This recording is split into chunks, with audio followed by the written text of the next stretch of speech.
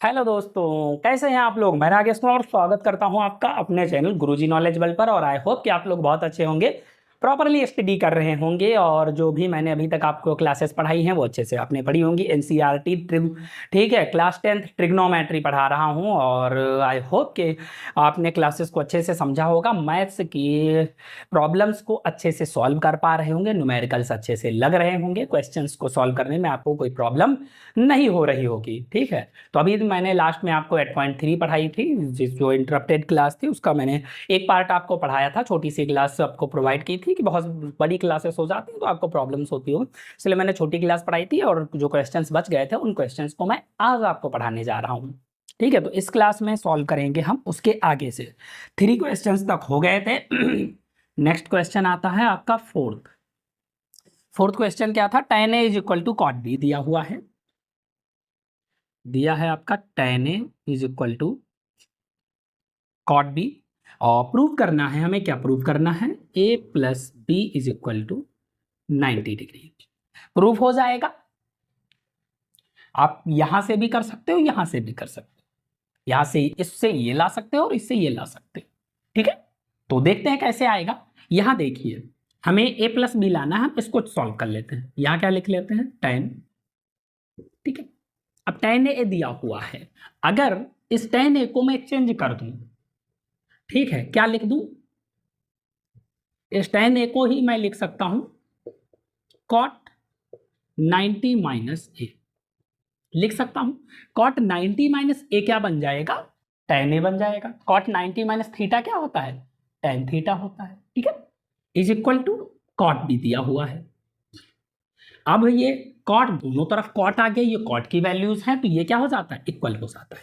ये हो जाएगा आपका 90 minus A is equal to B. ये उधर चला जाएगा तो 90 इज इक्वल टू माइनस का है, उधर जाएगा प्लस का हो जाएगा, तो ये हो जाएगा A plus B. A plus B is equal to 90 degree ही लाना था। इसको आपने इधर किया है, इसी तरीके से दूसरी तरफ अगर हम इधर करना चाहें तो ऐसे कर सकते हैं। इसको हम लिख सकते हैं tan a is equal to, इसको हम लिख सकते हैं tan 90 माइनस बी। ये भी लिख सकते हैं कॉट की जगह पे tan 90 minus theta cot theta होता है। यहां से क्या हो जाएगा? a is equal to 90 minus B हो जाएगा और ये b इधर आ जाएगा तो ये a plus B is equal to 90 degree हो जाएगा। आप जैसे चाहें वैसे कर सकते हैं, चाहे आप फर्स्ट वाले को चेंज कर लें, चाहे सेकंड वाले को चेंज कर लें, दोनों आप चेंज कर सकते हैं और आपका आंसर आ जाएगा। क्लियर? तो अच्छे से समझते चलिए और इसके क्वेश्चंस जो भी आपको इस टाइप के क्वेश्चंस अगर रेफरेंस बुक में मिल जाएं तो उसको सॉल्व करिए। ठीक है, क्योंकि एनसीईआरटी में प्रैक्टिस के लिए बहुत उतने सारे क्वेश्चंस नहीं दिए गए हैं। सेकंड है if sec 4a is equal to cosec a minus 20। क्या दिया है? sec 4a, क्वेश्चन दिया है sec 4a is equal to cosec a minus 20। cosec a minus 20 और a एक्यूट एंगल है। ठीक है, a एक्यूट एंगल है, मतलब a जो है वो 90 डिग्री से छोटा है। हमें a ही फाइंड करना है। a फाइंड करने के लिए हमें क्या करना है? हम इसमें ही क्या कर सकते हैं, sec 4a को हम क्या लिख सकते हैं? cosec 90 minus theta, cosec 90 minus 4a लिख सकते हैं ना। cosec 90 minus theta sec theta होता है, इज इक्वल टू ये दिया हुआ है cosec a माइनस 20। यहां से दोनों cosec की वैल्यू हो गई, ये क्या हो जाएगा? cosec 90 माइनस 4a, यानी 90 minus 4a is equal to a minus 20 दिया हुआ है। ये 4a उधर चला जाएगा, ये इधर ले लो, तो ये 90 माइनस का 20 था, प्लस का 20 हो गया। इक्वल करेंगे तो ये a माइनस का 4 है, उधर जाके क्या हो जाएगा? प्लस का 4a हो जाएगा। ये हो जाएगा 9 टू 11 यानी 110 इज इक्वल टू 415 है। यहां से सॉल्व करोगे तो 110 अपॉन में 5 इज इक्वल टू ए, ये 25 5 सा होता है। ठीक है, 110 तो 22 डिग्री इज इक्वल टू ए, यानी ए की वैल्यू क्या आ गई? 22 डिग्री। अब ये देखो एक्यूट एंगल है, 90 डिग्री से छोटा है, यानी एक्यूट एंगल है ये। Got it? क्लियर हो गया? I hope so. ठीक है, फिफ्थ हो गया। अगला क्वेश्चन देखते हैं।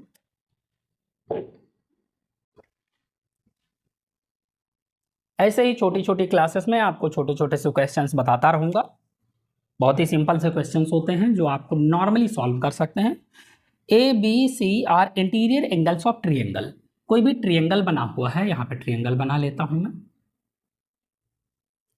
और ए बी सी जो हैं ये ट्रिएंगल के एंगल्स हैं। मान लिया ये ए हो गया, ये बी हो गया, ये सी हो गया, ठीक है, ये तीनों एंगल्स हैं। और देन शो करना है कि साइन बी प्लस सी, हमें शो क्या करना है, sine B plus C by two is equal to cos A by two, cos A by two, ये हमको प्रूव करना है। तो हमें पता है कि ट्रायंगल के तीनों एंगल का सम क्या होता है, ट्रायंगल के तीनों एंगल का सम जो होता है वो होता है 180 डिग्री। क्या होता है, 180 डिग्री। ये आपको पता होना चाहिए कि ट्रायंगल के तीनों एंगल का सम जो होता है वो 180 डिग्री होता है। क्लियर। तो यहां से हम एंगल दिया हुआ है, मैं सीधे बी प्लस सी लाना है तो हम ये लिख लेंगे A plus B plus C is equal to 180 degree. ठीक है। अब यहां से क्या करते हैं, हम इसको b प्लस सी लाना है इधर, तो हम क्या करेंगे, ये b प्लस सी इधर रख लेंगे। b plus C is equal to 180 degree minus A, ये हो गया। अब क्या करते हैं, अपॉन में 2 है तो हम क्या करते हैं, dividing by 2 in both sides, both sides में 2 से डिवाइड कर दो, तो ये क्या हो जाएगा, b plus C by two equal में 180 degree minus A by two. Clear, यहां तक आ गया। अब यहां देखो ये हो जाएगा आपका b plus C by two equal में, यह 180 डिग्री है तो ये इसको 180 डिग्री अपॉन में 2 अलग अलग कर लो, माइनस में a बाई टू, ये हो गया। यहां से सॉल्व करोगे तो ये हो जाएगा b plus C by two equal में, ये कट करोगे तो 90 आ जाएगा, ये हो जाएगा 90 माइनस ए बाई टू आ गया। अब दोनों में साइन ले लेते हैं, taking sine on both sides,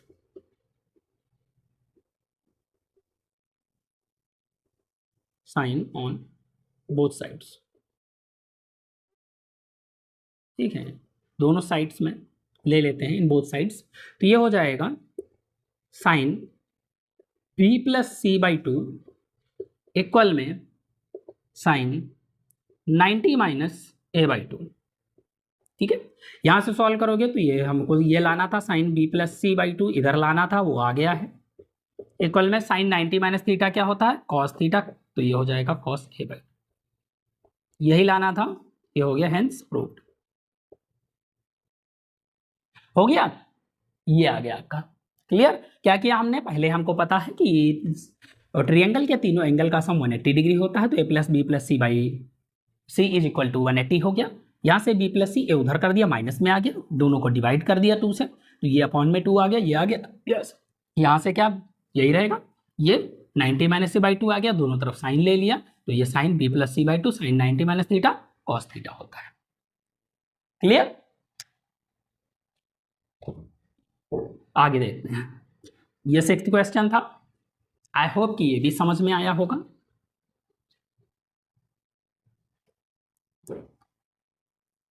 अगला क्वेश्चन देखते हैं 7th नंबर। ये दिया है express sine 67 degree plus cos 75 degree in terms of trigonometric ratios of angles between 0 and 45 degree, यानी 0 टू 45 डिग्री के बीच में हमें इनको शो करना है। ठीक है, तो कर लो, क्या दिक्कत है, यहां से इसको कर लो, साइन 90 माइनस थीटा, ये 23 हो गया, वही ऐड करो, 90 में से 23 जाएगा, 67 बचेगा, प्लस या कॉस 90 माइनस थीटा, 90 माइनस 15 कर दो, 90 में से 15 गया, कॉस 75 बचेगा, बचेगा ना। तो साइन 90 माइनस थीटा क्या होता है, कॉस थीटा, ये cos 23 डिग्री हो गया, प्लस में cos 90 माइनस थीटा, सॉरी हाँ साइन थीटा, ये साइन 15 डिग्री हो गया। ठीक है, ऐसे लिख सकते हैं इसको। 45 में ही हमको इन दोनों को क्या करना था, हमको इनको चेंज करना था टर्म्स ऑफ ट्रिग्नोमेट्रिक रेशियोज, 0 और 45 के बीच में, तो ये 0 और 45 के बीच में हो गए। चेक कर लो, ये 23 हो गया भाई, 0 से बड़ा है, 15 भी 0 से बड़ा है, 45 ये 45 से छोटा है, ये भी 45 से छोटा है।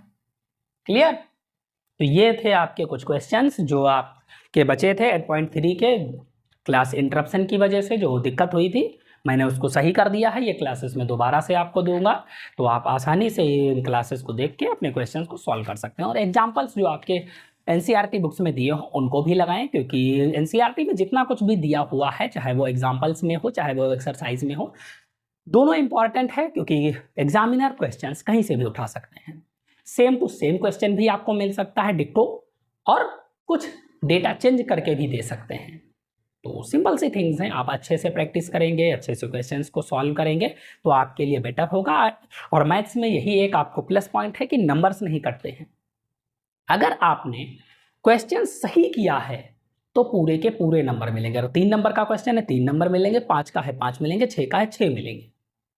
बाकी में अगर आपने कितना भी आंसर अच्छा लिखा हो, आपको 6 हैं तो 6 में से 5 दे देता, 5.5 से 4 दे देते हैं, लेकिन इसमें मैथ में अगर आपने सही क्वेश्चन किया तो 6 के 6 मिलेंगे। इवन अगर आपने प्रोसेस करके छोड़ दिया है तो भी आपको नंबर मिलेगा। अगर आपको फॉर्मूला याद है, आपने फॉर्मूला लिख दिया है कि कौन सा फॉर्मूला यूज होगा, तो भी नंबर मिलेगा। पहले नहीं होता था, लेकिन अब ऐसा ही है कि अगर आपने क्वेश्चन में फॉर्मूला भी लिखा है तो भी उसका भी नंबर मिलेगा। अगर जितना भी बन रहा होगा, जैसे 6 नंबर का क्वेश्चन है, आपने फॉर्मूला पता है आपको कि इस क्वेश्चन में कौन सा फॉर्मूला लगेगा, तो भी आपको 1 या 1.5 या 2 नंबर मिल जाएगा अगर आपने प्रोसेस किया है।